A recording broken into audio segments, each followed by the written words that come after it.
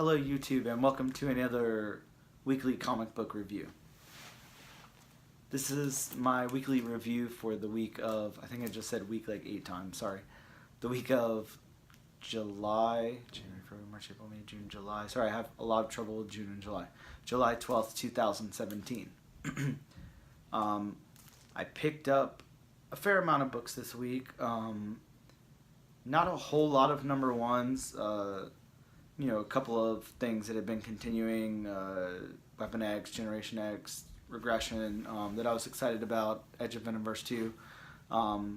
But the number ones that I picked up, the ones that I read through were good, interesting, and when I picked up Centipede, number 1, which is the book I'll be reviewing today, I had no idea I'd be reviewing this book. I thought it would just be like a fun kind of silly book to read and throw in a long box and not think about again. I didn't do any research on this book. I didn't know anything about it. I actually didn't know until I opened up the book that Max Bemis wrote it. Now, Max Bemis is, he's done, I can't remember what his own series was, but for Marvel, he did Worst X-Men Ever, which was like a 4 or 5 part miniseries that he did. I think they just wrapped up maybe at the beginning of this year or last year or something.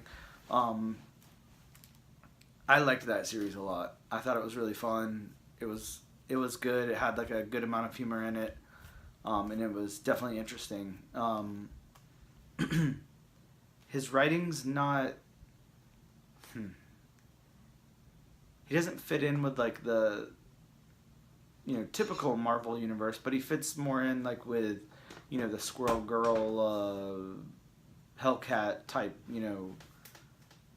Moon Girl, Devil, Dinosaur type of thing, in my opinion. Like, he'd fit in like nicely with a book like that if he had an ongoing at Marvel like that.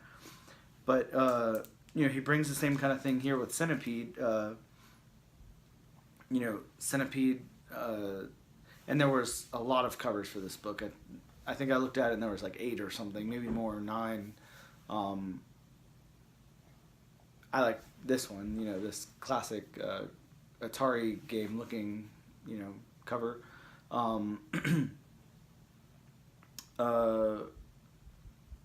So the book starts off, it's post-apocalyptic. It starts off with a guy named Dale who's obviously been hiding out in like a bunker or something after a apocalypse happened.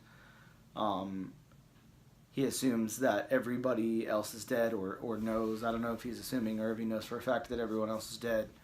But he's geared up to go out, and he knows the Centipede's out there. He knows what's out there. So he's geared up to go fight it or die because, what else? What other choices does he have? So that's his motivation, is like he wants revenge. He wants to go ahead and kill this thing that killed everybody else, his family and his friends and everything. And from there, it's just like a fun tale, and they use what they can from the game, which, there isn't much in the game. There's, I never played Centipede much, but I remember it's just kind of one of those, like, you're going along and you shoot the little things up, and that's how you kill the centipede or whatever. There's mushrooms. I remember that. I was reminded that because of the book. You have to shoot the mushrooms so many times, and that's like a hit on the centipede or something, if I remember correctly. But there are spiders, there was fleas, there's probably something else, but I don't remember spiders and fleas and mushrooms in the centipede. But yeah, this just, takes what it can from that, and then it builds its story around this guy. He's the lone survivor of this planet, talks about his world there a little bit, how their culture is, like how their belief systems and gods are, and he seems to be more of a atheist type of figure, and that's explored in that for some reason. I'm sure that's some setup for something else.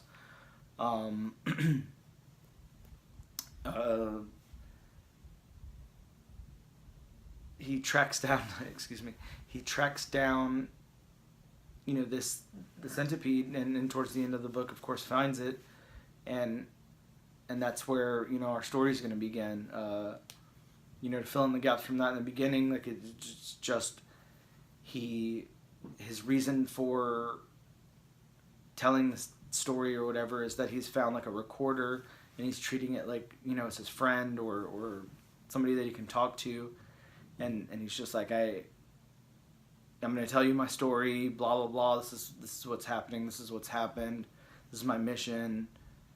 And it's because he's just going to document that on his recorder, and he's like, I know nobody's going to hear it. I know there's nobody on the receiving end, but that's what I'm doing. So I like that meta, you know, narrative there. That was clever, I guess. It was better than just having that dialogue there for no reason, or having a narrative,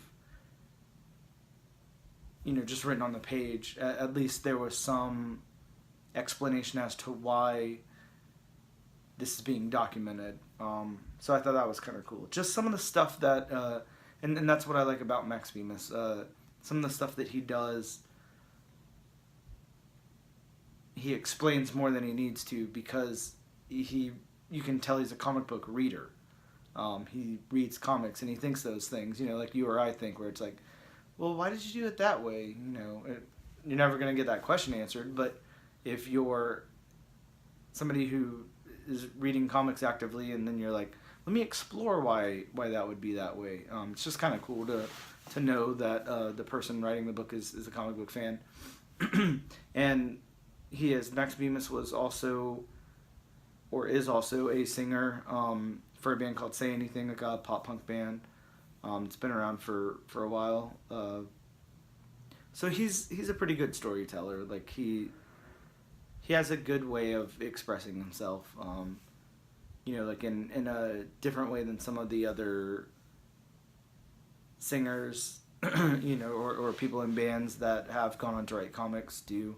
I know we have Claudio Sanchez from Coheed and Cambria, who writes the In Keepings of Secret or Good Apollo something, which I've tried to read those, and they're a little over my head.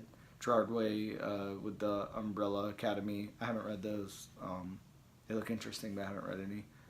I remember reading that Ryan Key from Yellowcard would be writing something in the Edge of Venomverse series, so look out for that when that happens. But anyways, back to this. You know, this is something that's happening more. There's more, you know, non-traditional comic book writers getting into writing comic books, and that's good. There should be a way for other people to break in. It's good that, you know, they can use what little bit of name recognition or whatever that they may have, you know, to help them along the way getting, you know, breaking into comics, because we need good writers in comics. You need different ways to tell a story than what's out there. But this was good. You know, the art was fine for what it was. It wasn't like a 5.0, but I'd say, you know, I always have to remember to detach it from the story and just rate the art. So I'd say a 3. A little more than middle of the road. Better than I could do. And I think the story and dialogue and storytelling and all of that, I think I'd give a 4. You know, and then overall together as a book, I think I'd give it a 4. So 4-point rating out of 0.5 to 5. So it's pretty good. I think it was a good book. I think it was enjoyable. I think if you haven't read it, you should go check it out, especially if you like post-apocalyptic stuff and stories like that. Yeah, it was definitely enjoyable. I will definitely pick up issue number 2. I want to see where it goes. I'm sure that he'll throw some twists in there and stuff like that, so that'll be interesting. But yeah, go check out Centipede number 1, Dynamite Entertainment, written by Max Bemis, art by that guy or girl. Thanks.